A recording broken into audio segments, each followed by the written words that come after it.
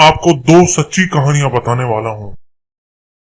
ये पहली घटना जो मैं बता रहा हूं, ये हमारे एक पड़ोसी के साथ हुआ था।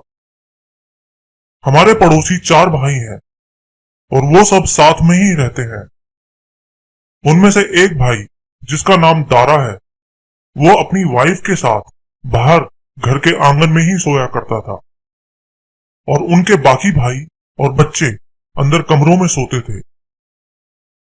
रोज की तरह एक रात दारा और उसकी बीवी दोनों चारपाई पर सो रहे थे कि अचानक उसकी वाइफ की एक हल्की सी आवाज से आंख खुल गई। उसने लेटे लेटे ही अपने पति की चारपाई की तरफ देखा तो उसके होश उड़ गए। उसने देखा कि एक औरत, जिसके बाल बिखरे हुए थे और पैर उल्टे थे, वो उनके पति की चारपाई के चारों तरफ चक्कर लगा रही थी। वो औरत बहुत भयानक थी और फिर कुछ देर चक्कर लगाने के बाद वो दारा की चारपाई के एक कोने पर जाकर बैठ गई। ये देख के वो इतना डर गई थी कि हिल भी नहीं पा रही थी, ना ही कुछ बोल पा रही थी। कुछ देर वहीं चारपाई के कोने पर बैठे रहने के बाद वो औरत वहां से उठ के चली गई। ये सब देखकर दारा की वाइफ डर तो गई थी, लेकिन उसने ये बात किसी को नहीं बताई। लेकिन फिर अगली रात फिर से वही औरत आई और दारा की चारपाई के चारों तरफ चक्कर लगाने लगी और फिर एक कोने पर बैठ गई। दारा की वाइफ आज भी सब कुछ अपनी आंखों से देख रही थी, लेकिन डर के मारे कुछ नहीं कर पा रही थी। वो औरत पहले दिन की तरह कुछ देर वहीं बैठी रही और फिर उठ के चली गई। अगले दिन दारा की वाइफ ने सब घर वालों को ये बात बता दी, लेकिन शायद ये उनकी बहुत बड़ी भूल थी, क्योंकि अगली रात उसी टाइम पर वो औरत फिर से आई। लेकिन इस बार वो दारा के नहीं, बल्कि उसकी वाइफ की चारपाई के चारों तरफ घूम रही थी। घूमते हुए वो औरत बहुत ही हल्की सी लेकिन खून जमा देने वाली आवाज निकाल रही थी और फिर वो कुछ देर बाद उनकी चारपाई के एक किनारे पर आकर बैठ गई। दारा की वाइफ जागी तो हुई थी, लेकिन वो सोने का नाटक कर रही थी। वो औरत उनके कान के पास आई और बहुत ही डरावनी आवाज में बोली, मैं जानती हूं तू जाग रही है। और ये बोल के वो औरत वहां से गायब हो गई। अगले दिन जब सबको ये बात पता चली तो सबने यही सोचा कि पक्का तुमने कोई सपना देख लिया होगा। किसी ने उनकी बात पर यकीन नहीं किया, लेकिन वो नहीं जानते थे कि वो बहुत बड़ी भूल कर रहे हैं। अगली रात दारा की वाइफ हल्की हल्की आंखें खोले लेटी हुई थी, क्योंकि डर के मारे उनको नींद नहीं आ रही थी। लेकिन दारा रोज की तरह 2 पैग लगा के सो रहा था। रात के 1 बज गए, लेकिन वो औरत आज अभी तक नहीं आई थी। तो दारा की वाइफ ने खैर मनाई, सोचा कि शायद अब वो औरत यहां नहीं आएगी, और वो बाथरूम जाने के लिए उठी और बाहर की तरफ जाने लगी। उनका बाथरूम घर के मेन गेट से बाहर है।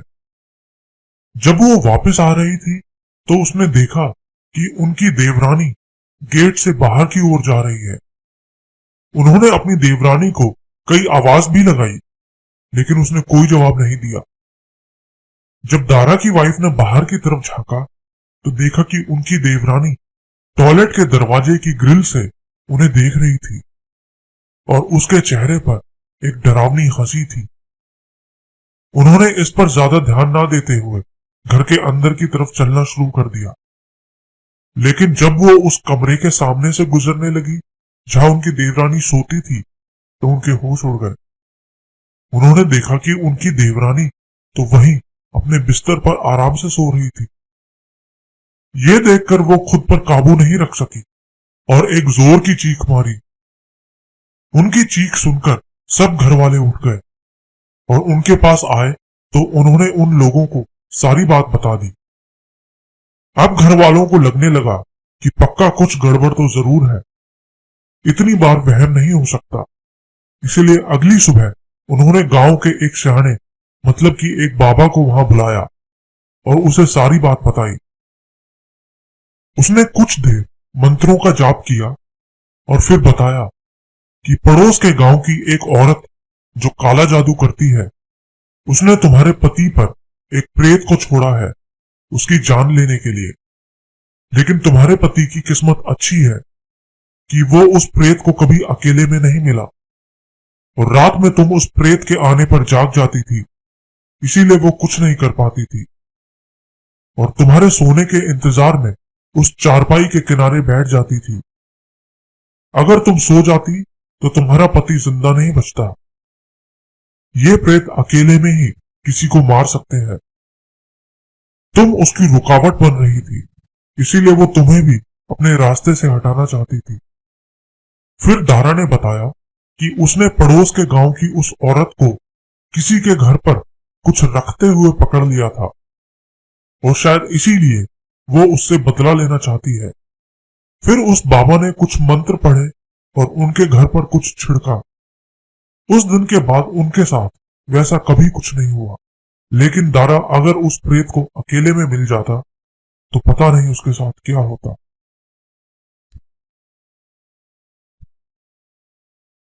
ये दूसरी कहानी जो मैं अभी बताने जा रहा हूं, ये मेरे कॉलेज के दिनों की एक सच्ची घटना है। उन दिनों मैं मोहिंद्रा कॉलेज पटियाला से अपनी ग्रेजुएशन कर रहा था। हमारा कॉलेज पटियाला के राजा मोहिंदर सिंह का सजा महल हुआ करता था।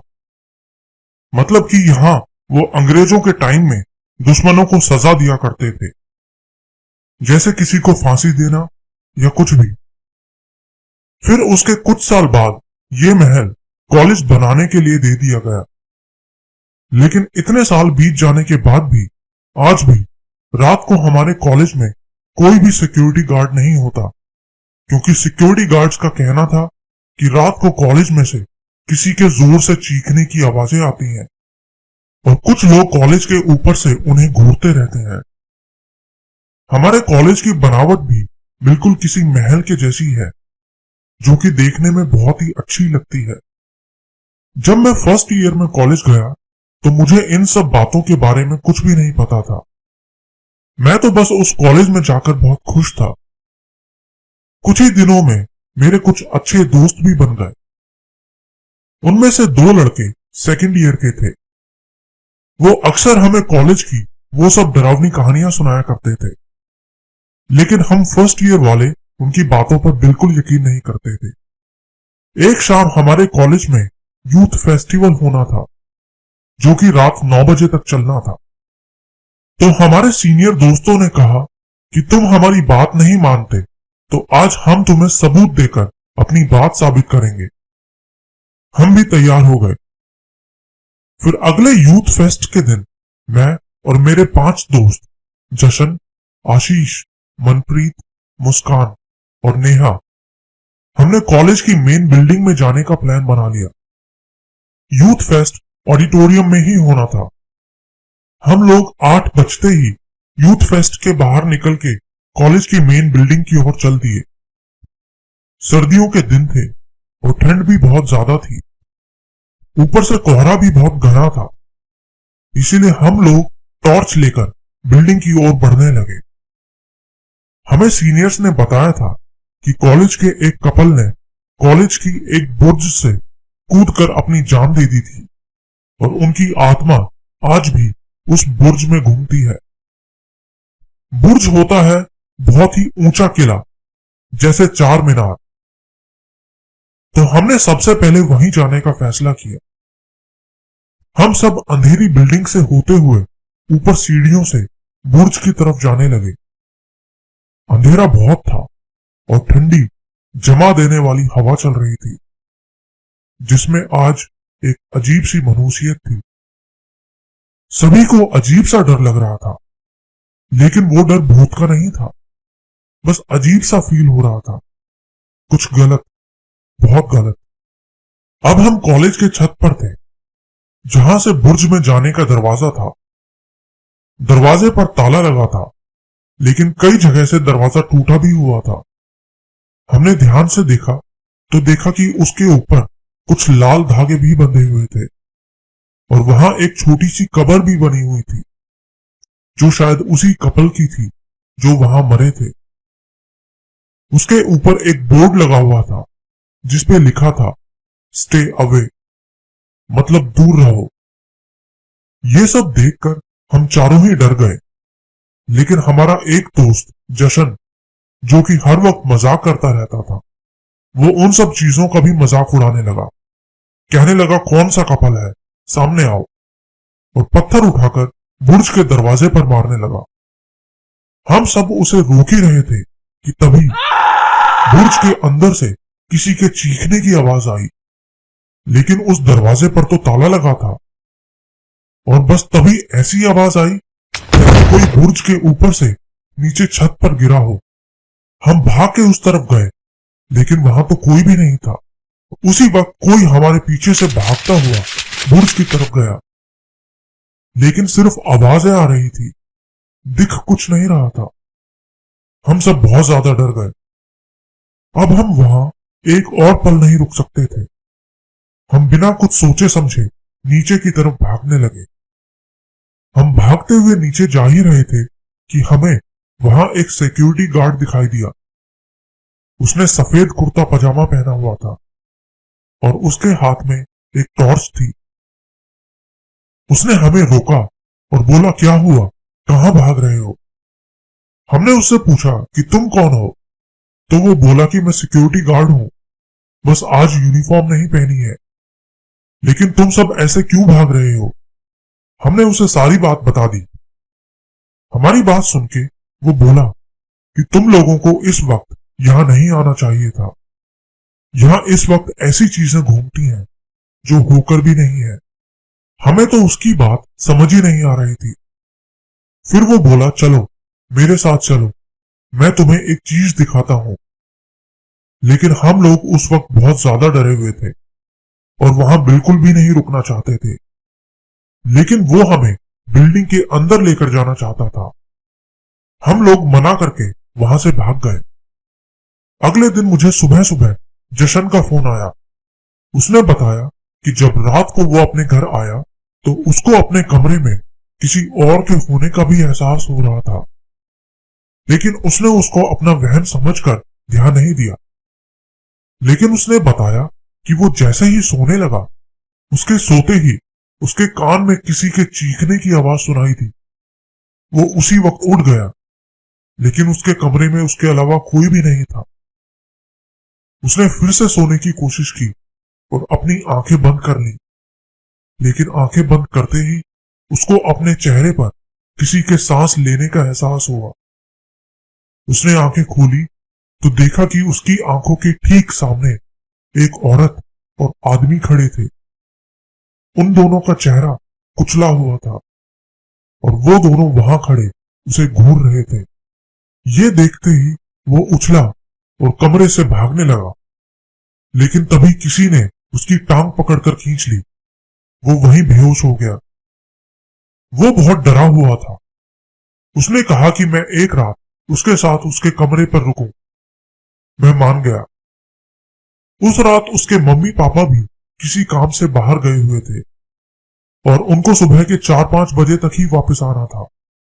रात में उसके घर पहुंच के हमने कुछ देर टीवी देखा और फिर हम सोने चले गए। मैं बस सोया ही था कि एक आवाज से मेरी आंख खुल गई। मैं उठा तो देखा कि जशन ठीक मेरे सामने किसी छिपकली की तरह बैठा हुआ मुझे घूर रहा था। यह देखकर तो मैं डर के मारे वहीं जम गया। मुझे समझ नहीं आ रहा था कि ये ऐसा क्यों कर रहा है। मैं किसी तरह हिम्मत जुटा के कमरे से भागा और किचन के एक कोने में जाके छुप गया। मुझे पता था कि जशन भी मेरे पीछे पीछे आ रहा है। पहले तो वो एक औरत की आवाज में मुझे बुलाने लगा, लेकिन जब मैं नहीं आया तो वो मुझे अपनी आवाज में कहने लगा कि यार तू कहां है, तू मुझे अकेला छोड़ के कहां भाग गया है। और फिर अचानक से वो किसी आदमी की गुस्से भरी आवाज में मुझे बुलाने लगा। ये सब सुनकर मेरे दिल ने तो जैसे धड़कना ही बंद कर दिया। मुझे लग रहा था कि आज शायद मेरा आखिरी दिन है। तभी मेरी नजर मेरे सर के ऊपर बनी एक खिड़की पर पड़ी। मैं उसी वक्त उठा और खिड़की से कूदकर बाहर भाग निकला। भागते भागते मैंने सड़क पार कर ली। मैंने पीछे मुड़ के देखा तो देखा कि जशन वहीं उसी खिड़की पर खड़ा मुझे देख रहा था और उसके चेहरे पर एक शैतानी हंसी थी। मैंने उसी वक्त आशीष और मनप्रीत को फोन किया और वो कुछ ही देर में मेरे पास पहुंच गए। हमने जशन के मम्मी पापा को भी फोन कर दिया। कुछ देर बाद उसके मम्मी पापा आ गए। फिर हम तीनों उसके मम्मी पापा के साथ उनके घर गए तो हमने देखा कि जशन घर के अंदर बेहोश पड़ा है और दीवारों पर भी अजीब सा कुछ लिखा हुआ था। हमने सारी बात उसके मम्मी पापा को बता दी। फिर अगले दिन वो जशन को एक दरगाह पर लेकर गए। वहां बाबा ने बताया कि उसके ऊपर 2 आत्माओं का साया है। उसने उनकी बेइज्जती की है और उनका मजाक उड़ाया है। उन्होंने जशन को एक धागा दिया और कहा कि ये धागा और एक दिया उस कब्र पर जाकर जलाओ और उनसे अपनी गलती की माफी मांगना। उसने वैसा ही किया। ये सब करने के बाद फिर कभी जशन के साथ ऐसा कुछ नहीं हुआ। लेकिन एक दिन हम सब कैंटीन में बैठे यही बात कर रहे थे और हमें उस सिक्योरिटी गार्ड का ध्यान आया जो उस रात हमें वहां घूमता हुआ मिला था सफेद कपड़ों में। हमें पता था कि कई सालों से कॉलेज में रात में कोई सिक्योरिटी वाला नहीं रुकता है, तो वो आदमी कौन था और वो हमें बार बार बिल्डिंग के अंदर चलने को क्यों कह रहा था। कहीं ऐसा तो नहीं वो सिक्योरिटी वाला था ही नहीं। उस जगह बहुत सारे कैदियों की मौत हुई थी और शायद वो भी उन्हीं में से किसी एक कैदी का भूत था। उस दिन अगर हम उसके साथ चले जाते तो पता नहीं हमारे साथ क्या होता।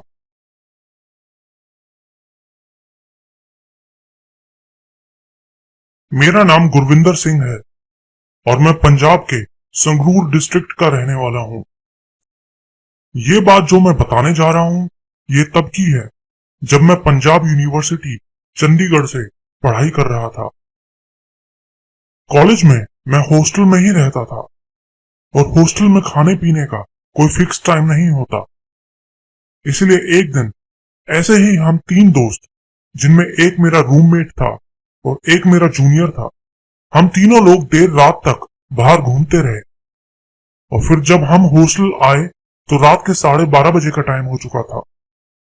हमें भूख लगी हुई थी, इसीलिए हम खाना खाने के लिए यूनिवर्सिटी के सामने बने एक ढाबे पर खाना खाने चले गए। खाना खाने के बाद हमने सोचा कि क्यों ना कॉलेज के ग्राउंड में 1-2 राउंड्स लगा लिए जाएं। वो ग्राउंड बहुत ही बड़ा था। हम लोगों ने बातें करते करते उसके 2 राउंड्स लगा लिए और फिर जब हम थक गए तो हम पार्क में ही बनी लकड़ी की सीढ़ियों पर जाकर बैठ गए। वो सीढ़ियां ठीक एक पीपल के पेड़ के नीचे बनी थी। वहां बैठे हम लोग आपस में बातें कर ही रहे थे कि मेरा दोस्त बोला, मुझे बहुत ज्यादा गर्मी लग रही है। हम हंसने लगे कि दिसंबर के महीने में तुझे गर्मी लग रही है, लगता है तू पागल हो गया है। लेकिन तभी मेरा दूसरा दोस्त बोला, यार मेरे तो रोंगटे खड़े हो रहे हैं, यहाँ पक्का कुछ गड़बड़ है। मैंने आसपास देखा लेकिन कुछ दिखाई नहीं दिया। लेकिन फिर जैसे ही मेरी नजर उस पीपल के पेड़ के ऊपर पड़ी तो मैंने देखा कि एक औरत जिसके बाल खुले हुए थे वो ऊपर पेड़ पर बैठी हमें देख रही थी। मुझे उसका चेहरा तो नहीं दिख रहा था, लेकिन उसकी आंखें बिल्कुल सफेद चमक रही थी। उसको देख के मैं इतना ज्यादा डर गया कि मेरे मुंह से आवाज तक नहीं निकल पा रही थी। लेकिन फिर मैं हिम्मत करके चिल्लाया, भागो यहां से। और हम जल्दी से उन सीढ़ियों से उतरने लगे। लेकिन हम जैसे ही उतरने लगे हमें लगा जैसे कोई ताकत हमें रोक रही है। मैंने अपने जूनियर की तरफ देखा तो देखा कि उसकी आंखें बिल्कुल घूम चुकी थी, बिल्कुल सफेद हो चुकी थी। वो हम दोनों को बोल रहा था कि तुम लोग जाओ, मैं यहीं रुकूंगा। मुझे ये जगह बहुत पसंद है। मैंने तभी अपने भगवान का जाप करना शुरू कर दिया। हम दोनों उसको अपने कंधे पर उठाकर वहां से भागने लगे। हमसे आगे बढ़ा ही नहीं जा रहा था। ऐसा लग रहा था जैसे हम सपने में भाग रहे हैं, बिल्कुल स्लो मोशन में। लेकिन जैसे तैसे हम धीरे धीरे उस ग्राउंड से बाहर निकल गए। लेकिन बाहर जाते ही मेरा दोस्त, जिसकी आंखें उल्टी हो चुकी थी, उसका वजन बहुत भारी होने लगा और इतना भारी हो गया कि वो हमारे कंधों से नीचे गिर गया। वो आंखें बंद होने के बावजूद भी बोले जा रहा था कि तुम लोग यहां से चले जाओ, मैं यहीं रुकूंगा। वैसे तो हमारे कॉलेज ग्राउंड में देर रात तक स्टूडेंट्स घूमते रहते हैं, लेकिन उस रात शायद ज्यादा देर होने की वजह से ग्राउंड में कोई भी नहीं था। उस वक्त रात के करीब 2-2:30 बज रहे थे। हम दोनों जैसे तैसे उसको उठाकर कॉलेज के मेन गेट पर लेकर गए। वहां हमें गार्ड्स खड़े दिखाई दिए, तो हमने उन्हें दूर से ही आवाज लगाई। वो हमारे पास आ गए और उन्होंने कॉलेज की एम्बुलेंस को बुला लिया। हम लोग पास के ही पीजीआई हॉस्पिटल में पहुंच गए। एम्बुलेंस में हम दोनों भी उसके साथ गए थे। हॉस्पिटल पहुंचकर डॉक्टर ने उसको चेक किया तो बताया कि इसकी पल्स तो बहुत ज्यादा तेज चल रही है, ये बहुत सीरियस है। तुम लोग जल्दी से इसके मम्मी पापा को बुला लो। और मुझसे कुछ पेपर्स पर साइन करने को बोला। हमने उसकी मम्मी को कॉल करके वहां बुला लिया, लेकिन उनको सारी बात नहीं बताई, नहीं तो सब लोग हमें पागल समझते। बस उनको यही बताया कि रजविंदर की पल्स बहुत तेज चल रही है और वो बेहोश हो गया है। उसका घर हॉस्पिटल से 1 घंटे की दूरी पर था, लेकिन रात को ट्रैफिक ना होने की वजह से उसके मम्मी पापा और उसका भाई 30-35 मिनट में ही वहां पहुंच गए। हॉस्पिटल पहुंचने के बाद उन्होंने हमको बोला कि रात बहुत हो गई है, तुम लोग भी जाकर रेस्ट कर लो, अब हम संभाल लेंगे। लेकिन हमारे पास हॉस्टल जाने के लिए कोई कार या बाइक नहीं थी। हम एम्बुलेंस में ही वहां आए थे, तो हम पैदल ही हॉस्टल जाने लगे। यूनिवर्सिटी पहुंचे तो हमें वहां वही सिक्योरिटी गार्ड दिखाई दिया। हम उसके पास चले गए उसको थैंक्स बोलने के लिए। उन्होंने हमसे पूछा कि क्या हुआ था, तो हमने उसको सारी बात बता दी। हमारी बात सुनकर वो सब हैरान रह गए। वो बोले कि तुम लोग जिंदा कैसे हो। उसने बताया कि उस पीपल के पेड़ पर 6-7 साल पहले एक लड़की ने अपने आप को फांसी लगा ली थी, क्योंकि वो फेल हो गई थी, जबकि वो एक टॉपर थी। कुछ देर बाद हम अपने रूम पर चले गए और सो गए। फिर हम अगले दिन 1 बजे सोकर उठे।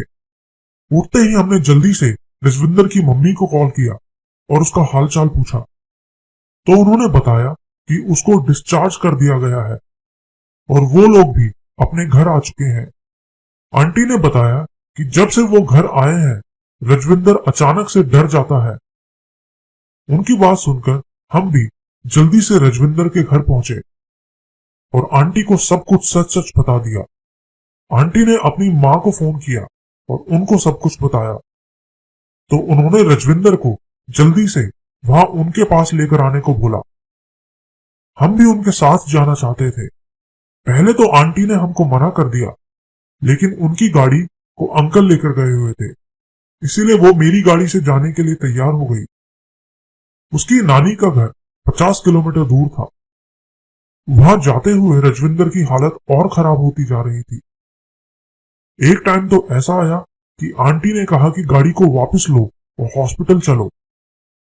हमने उसकी नानी को फिर से फोन किया, तो उन्होंने कहा कि आप लोग ऊपर वाले पर भरोसा रखो और इसको चुपचाप मेरे पास लेकर आओ। उसकी नानी के घर पहुंचे तो वो हमें पास ही के एक पीर बाबा की दरगाह पर लेकर गई। हम दरगाह पहुंच गए। फिर उस दरगाह के बाबा हमारे पास आए, तो उनको देखते ही रजविंदर जोर जोर से चीखें मारने लगा। बाबा ने उस पर झाड़ा लगाया और कुछ मंत्र फूके और हमें उस कमरे से बाहर जाने को बोला। हम बाहर खड़े सिर्फ उसकी चीखें सुन रहे थे।